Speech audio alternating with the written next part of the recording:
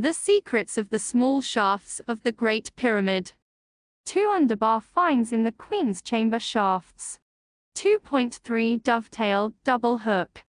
The inscription for the double hook and the stone ball in the British Museum, where both objects are exhibited on the first floor in room 64, display case 14, is as follows. These objects were found in 1872 in the lower ends of the so-called air shafts, which run from the Queen's Chamber.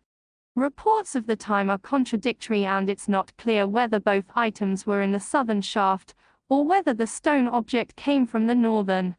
They are probably tools lost during constructions, a spherical hammer stone, and part of a copper implementation, originally fitted to a handle of wood or bone. It is taken into account here that both objects may have been found. Further different information about the location and material will be discussed later. At the bottom of the ascending southern shaft, W. Dixon found a double hook about 5 centimeters in size in the middle of a small pile of rubble.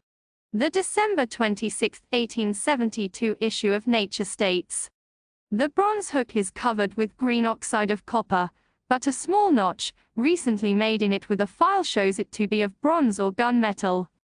The 2 pins have a large riveted head on both sides. Its length is 1.8 inch, 4.6 centimeters, and the distance from the 2 extremities of the hooks is 2 inches, 5.1 centimeter, with a wooden handle attached by the 2 pins. It may have been used as a tool of some kind.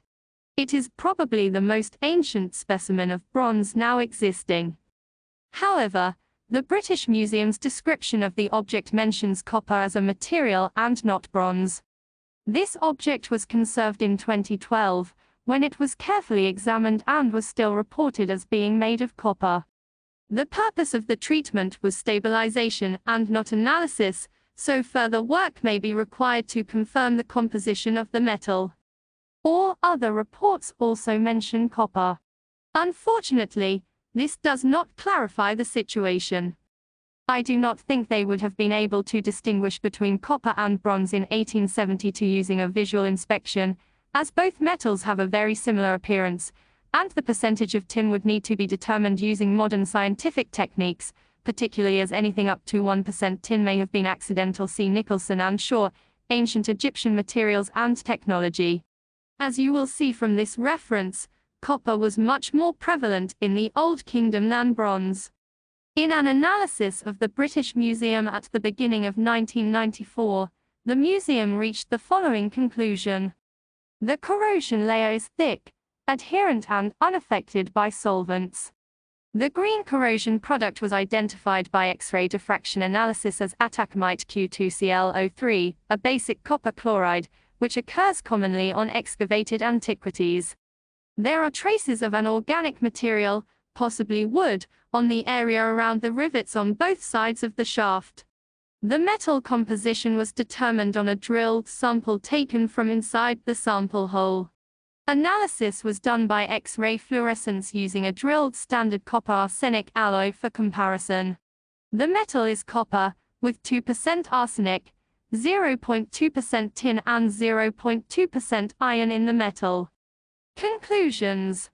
The composition of the corrosion and its appearance is consistent with burial for a great number of years. Arsenical copper was the normal alloy from the latter part of the early dynastic period.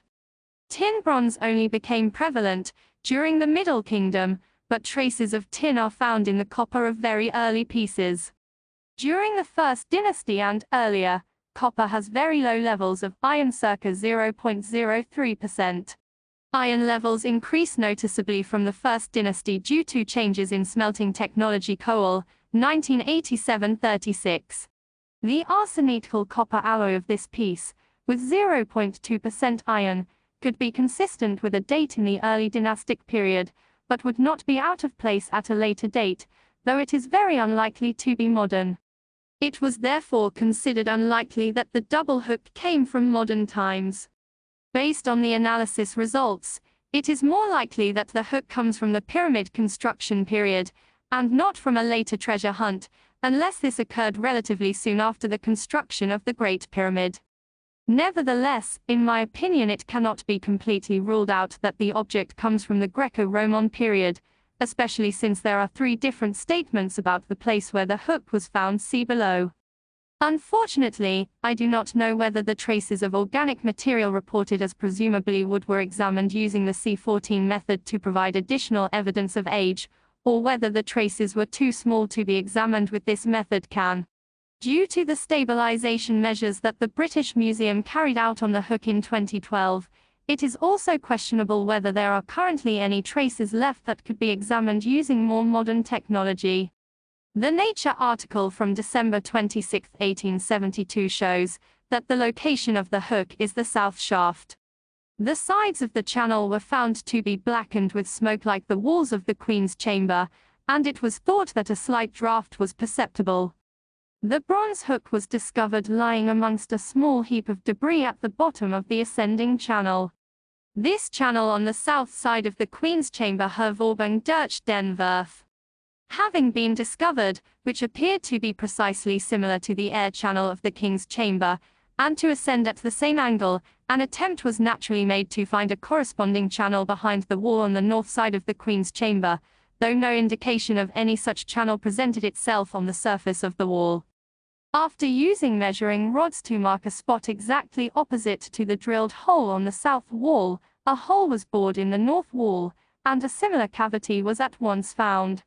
By enlarging the opening as before, a second channel was discovered of the same dimensions and which, after proceeding horizontally for 7 feet, also ascended at an angle of about 32 degrees. The surface of the stone in the channel on the north side appeared to be as clean as when originally cut, and the cement of the joints was perfectly white. There was a handful or 2 of debris of lime at the bottom of the ascending portion of the channel, which had apparently fallen during the construction, and amongst this debris were found the granite ball and the piece of wooden rod and fragments. There was no indication of any draught in this north channel, and indeed the untarnished state of its walls, when opened, afforded the strongest proof that it was securely closed up. Hence the certain antiquity of the granite ball and wooden rod.